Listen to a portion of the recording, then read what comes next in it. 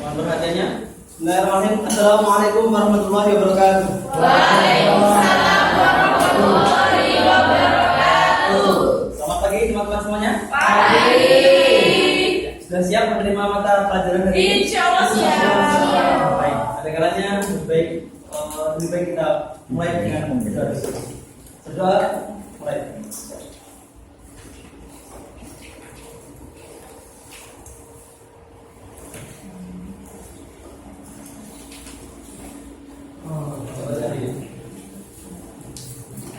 Ya, langsung saja kita mulai kegiatan pada pagi hari ini.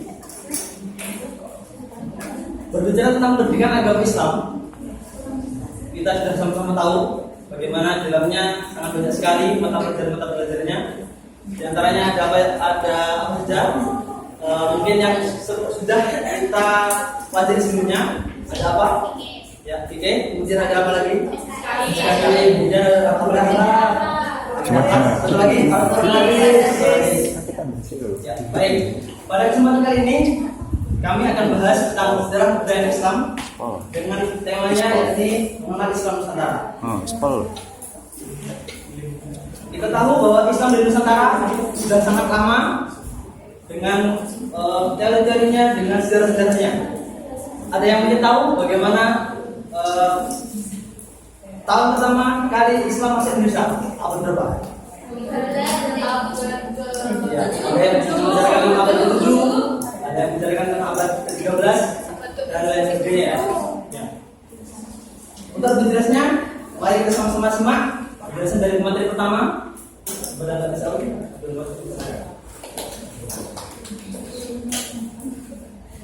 Ya, terima kasih waktunya.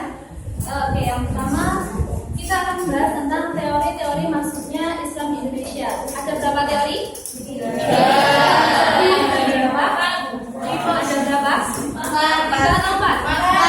Ada empat. Yang pertama teori? Teori Mekah. Yang kedua? Yang ketiga? Persia. Cina. Kita mulai dari yang pertama terlebih dahulu. Teori Mekah. Untuk teori Mekah itu Islam masuk di Indonesia pada abad ke-7 Masehi.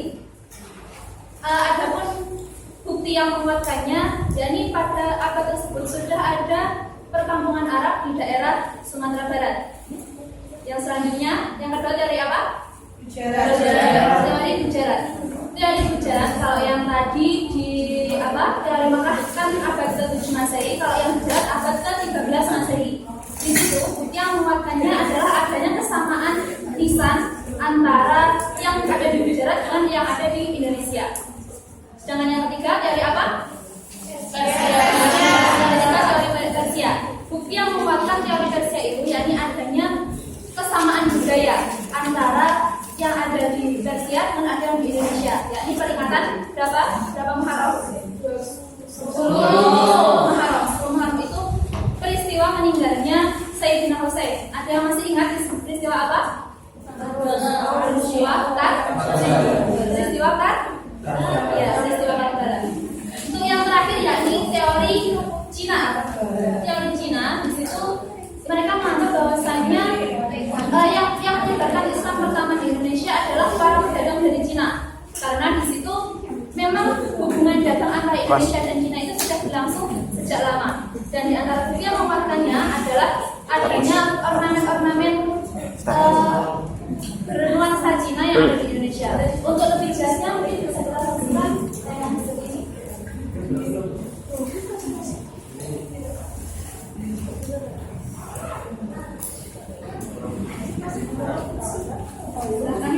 Di kursi merah.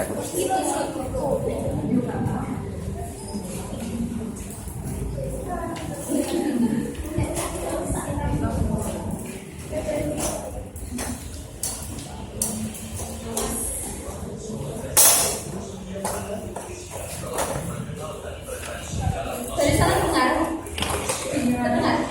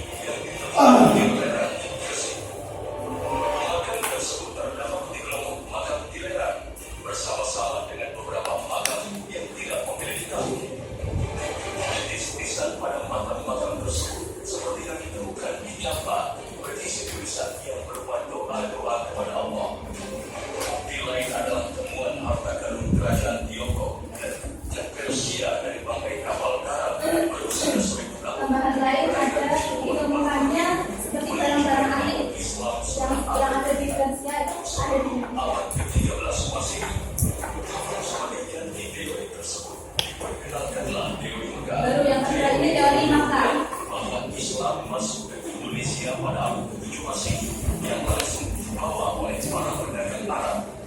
Teori ini diperkenalkan oleh Buya Hamka, Abu Silam, Ahmad Mansur Surya Negara, dan beberapa ahli sejarah lainnya. Menurut teori ini, Islam datang ke Indonesia jauh sebelum datangnya para pedagang Bujaran. Islam datang ke Indonesia pada abad ke-7 Jadi Masehi. kalau dikatakan bahwasanya Islam sudah masuk di Indonesia jauh sebelum pedagang Gujarat datang ke Indonesia. Jadi teori apa? Diperkenalkan oleh para saudagar dari Mekah, Madinah, dan sekitarnya. Teori ini diperkuat oleh beberapa literatur Cina yang menyebutkan bahwa menjelang seperempat abad ke-7 Masehi telah berdiri perkampungan Arab Muslim di pesisir pantai Sumatera. Ini yang tadi dijelaskan adanya perkampungan Arab di daerah Sumatera. Lokal dan membentuk komunitas-komunitas Muslim. Hal ini tidaklah mengherankan karena Kepulauan Nusantara sejak abad ke-7 telah dijadikan jalur perdagangan oleh para saudagar Arab yang memasuki Cina, jalur laut. Kesimpulan itu didasarkan pada manuskrip Cina pada periode dinasti Tang. Ini teori Cina. Manuskrip Cina itu mengisyaratkan adanya permukiman Arab di Cina yang penduduknya diizinkan oleh kaisar untuk sepenuhnya menikmati kebebasan beragama. Dan Cina yang dimaksudkan dalam manuskrip pada abad pertama Hijriah itu tiada lain adalah gugusan pulau-pulau di Timur Jauh, termasuk Kepulauan Indonesia.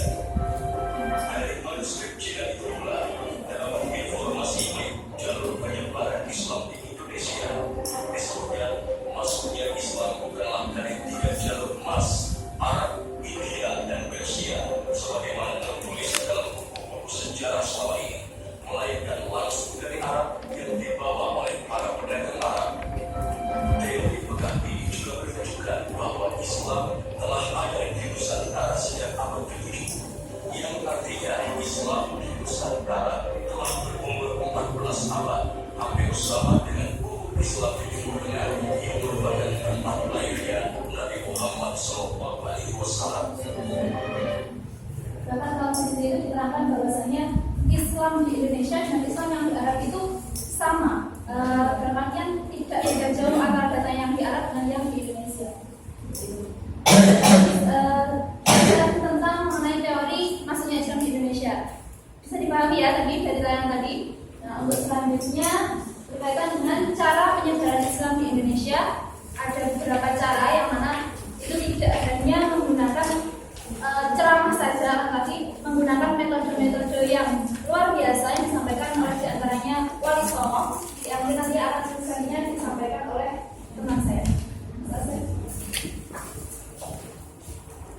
Baik, pada pembahasan selanjutnya jadi tentang cara penyebaran Islam di Indonesia. Ada berapa cara?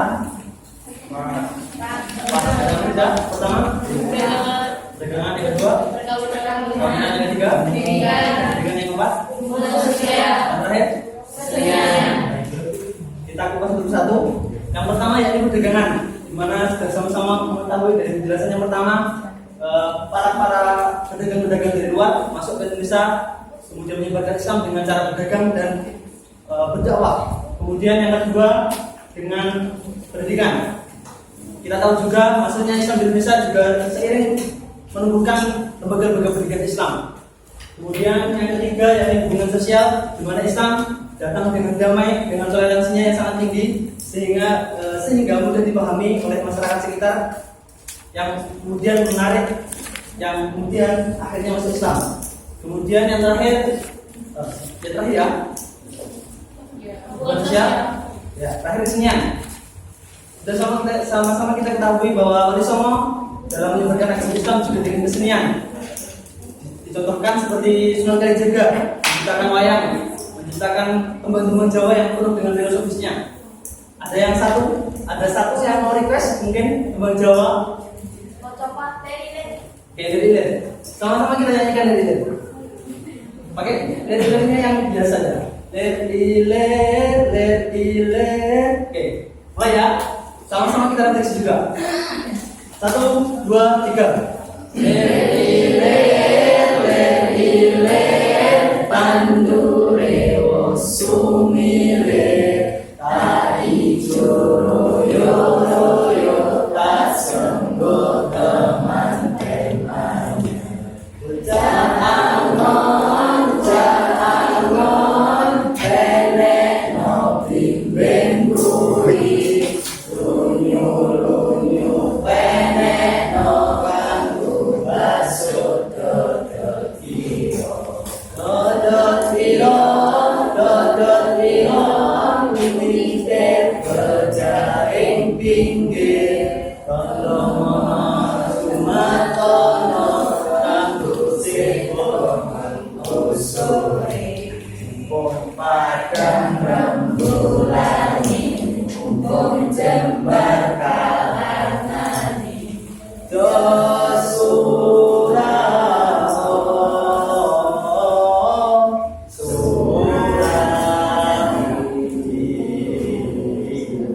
Oke, terima kasih.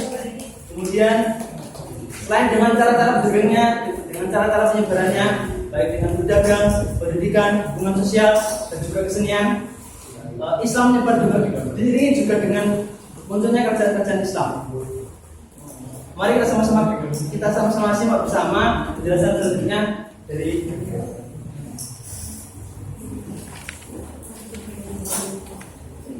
Oke, tadi sudah dijelaskan tentang teori. Yang pertama teori, yang kedua cara.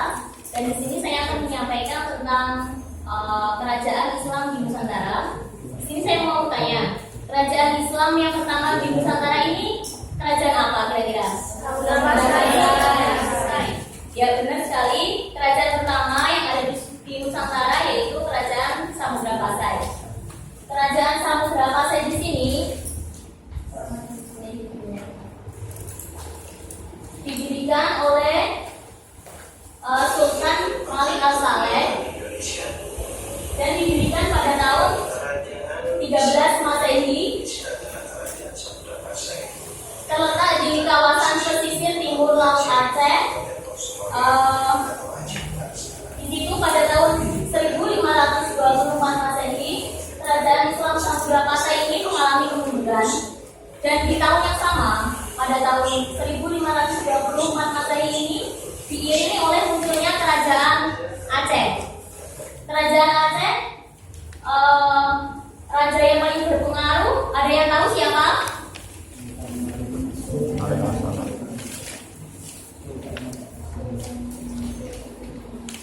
Raja yang paling berpengaruh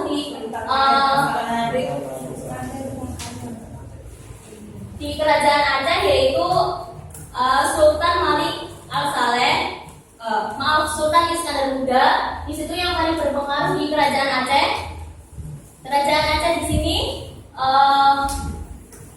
mundurnya pada tahun 1636. Di situ mengalami kemunduran karena wafatnya Sultan Iskandar Muda. Yang ketiga yaitu kerajaan Islam Demak. Di sini kerajaan Islam Demak bertempat di Pulau Jawa, tepatnya di pedalaman Jawa. Kerajaan Demak ini merupakan kerajaan Islam pertama di Pulau Jawa dan raja yang paling berpengaruh yaitu Raden Patah. Didirikan pada tahun 1478 Masehi. Dan mundurnya yaitu pada tahun 1478. Oke, yang ketiga yaitu kerajaan Pajang.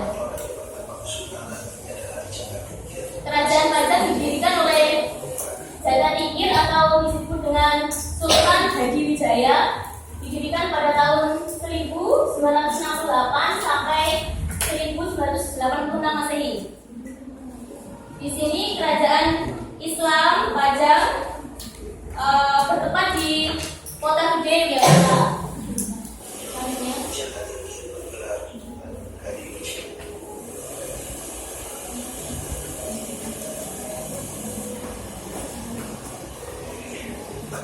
Yang selanjutnya yaitu kerajaan Mataram Islam.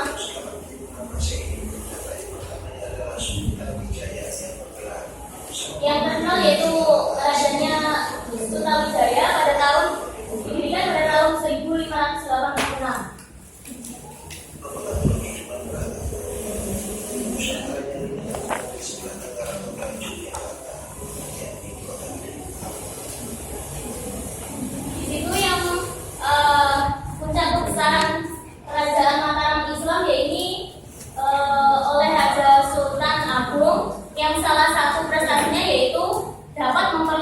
kekuasaannya sampai Jawa, Madura, Banjarmasin.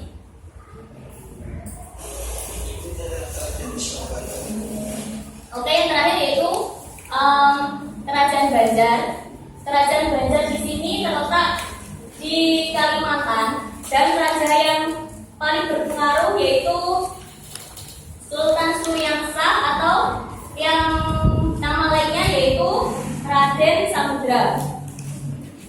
Di sini pada saat berakhirnya Kerajaan Banjar yaitu pada tahun 1905 Masehi,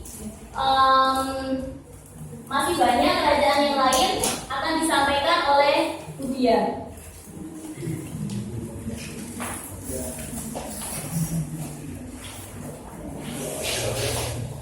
Oke, melanjutkan materi narasi. Berikutnya adalah kerajaan Islam Banten. Banten berada di kota Serang, Provinsi Banten.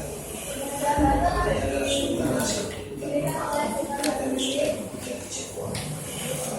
dan berdiri sekitar 1200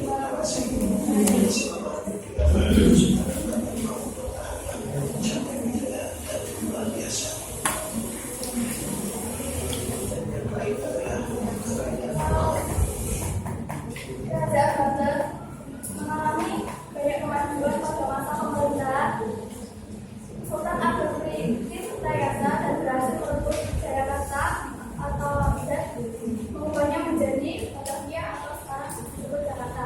Dan kerajaan yang berikutnya adalah Islam yang paling sukses yang berkembang di daerah Sulawesi Selatan. Yang pertamanya adalah Sultan Arutin. Dan kerajaan Goa mencapai puncaknya di bawah pemerintahan Sultan Malikus Said dan beliau wafat kemudian digantikan oleh anaknya putranya yaitu Sultan Hasanuddin. Dan di awal kepemimpinan Hasanuddin ini terjadi peperangan yang hebat antara kerajaan Goa dan Belanda dan akhirnya seiring berjalannya waktu kerajaan Goa mengalami kemunduran. Dan yang selanjutnya adalah kerajaan Ternate.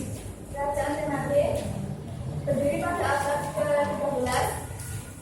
Raja pertamanya adalah Sultan Mahmud dan setelah beliau wafat digantikan oleh putranya yang bernama Zainal Abidin. Masa pemerintahnya 1495 Masehi sampai 1500 Masehi. Dan kemudian yang memerintah di Ternate adalah Sultan Kairo dan Sultan Babullah. Sultan Babullah ini di masa pemerintahnya kerajaan Ternate mencapai masa kejayaan dan Islam bisa menyebar secara luas.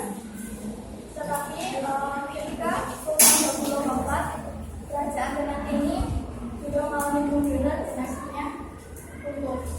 Yang selanjutnya adalah kerajaan Tidore.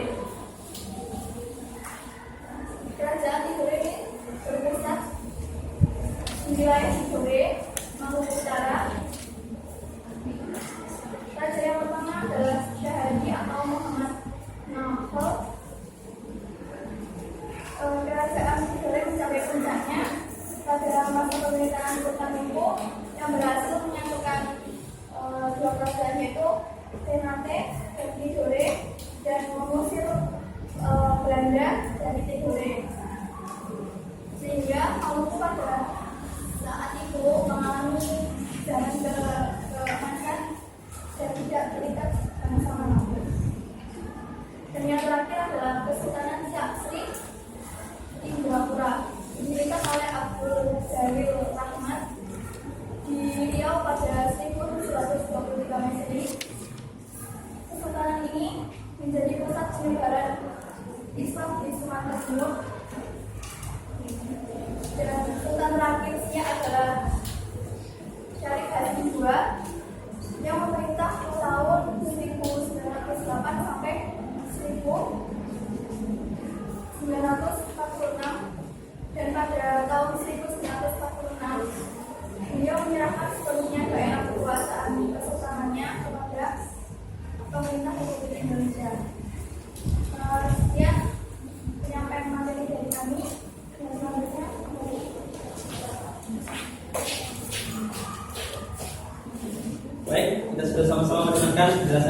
materi pertama sampai terakhir. Tentunya kita di sini akan bermain sambil belajar, sambil merefleksi apa yang sudah kami sampaikan. Kami minta untuk masing-masing baris mengirimkan untuk satu delegasinya untuk masuk depan. Silakan. Dari barisan yang paling timur, yang menghadap ke selatan dan yang menghadap ke utara. Timur. Ayo langsung. Mohon bersesamanya. Apa saya tunjuk? Oke. Yang pertama dari yang berbaris mustaqil.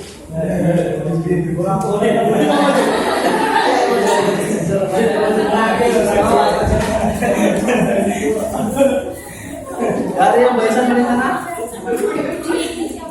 Yang belum pernah. Dina, iya Dina. Dina, Yang belum. yang belum.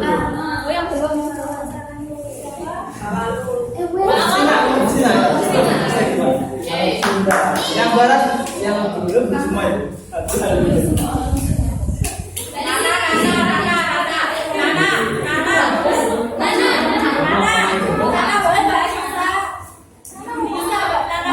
Mama itu. Ayo, bantuin Muhammad yang depan.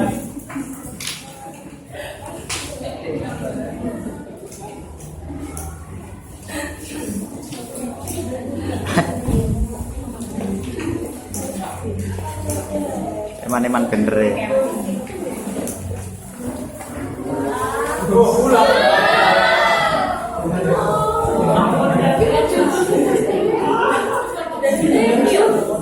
Baik, sekarang duduk di sini.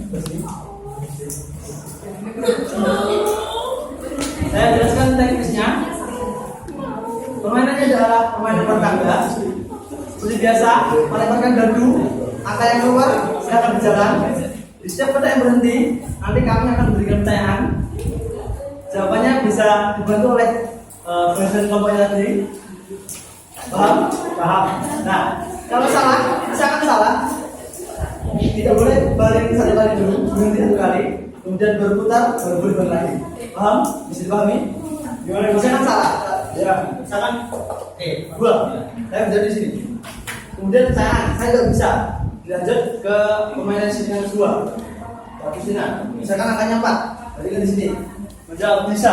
Terus kemudian Masudin berapa? Angkanya 3, berarti di sini. Masudin jawabnya bisa. Nah, pokoknya waktunya Bapak Ma. Bapak belum boleh balik lagi karena salah. Lanjut ke Agustina. Kata intinya, ketika sudah menjawab salah, nanti pada putaran berikutnya yang menjawab salah tidak boleh berjalan. Masih ada 4. Satu kali salah sama berjalan tidak boleh. Oke.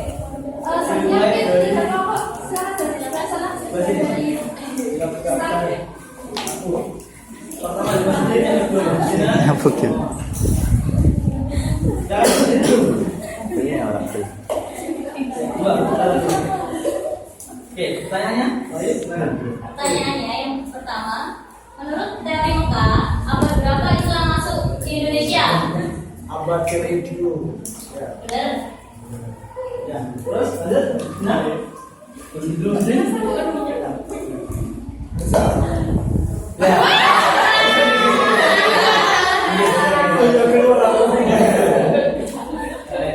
Pertanyaan kedua, menurut teori sejarah, abad berapa Islam masuk di Indonesia? Boleh tanya kepada kelompoknya. Coba dijawab dulu. Jawab dulu, Agustina. Salah. Kalau mikir Agustina. Iya, pertama sekarang. Kira-kira. 5, sekarang jalan. 4, 5. Pertanyaan ketiga, yaitu menurut teori Persia, abad berapa Islam masuk di Indonesia? 13. Betul. Ya, betul. Sekarang Masudin, lanjutkan. Tadi di 2, silakan. 2 lagi, 4.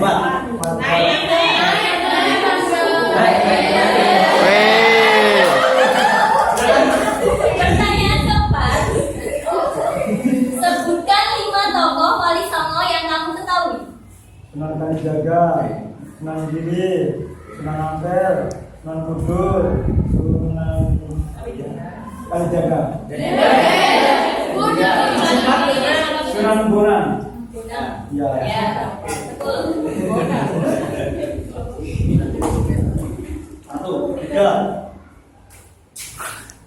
Pertanyaan kelima, sebutkan 2 cara dakwah Islam di Indonesia. Gimana? Gimana? Betul. Oke, yang juga apa, Ma? Yang berikutnya 3 sampai.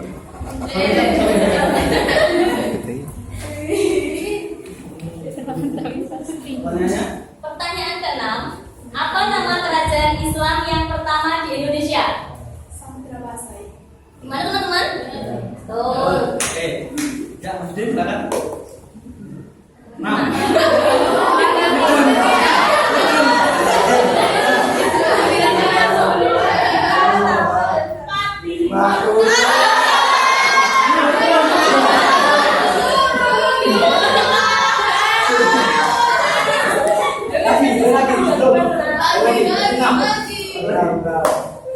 Oh, 5.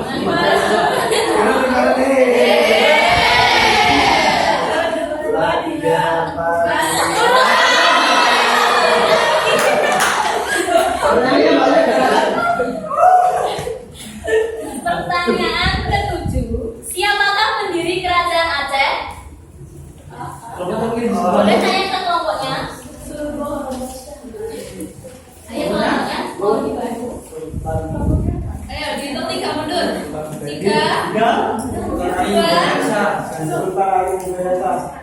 Ya, betul. 1.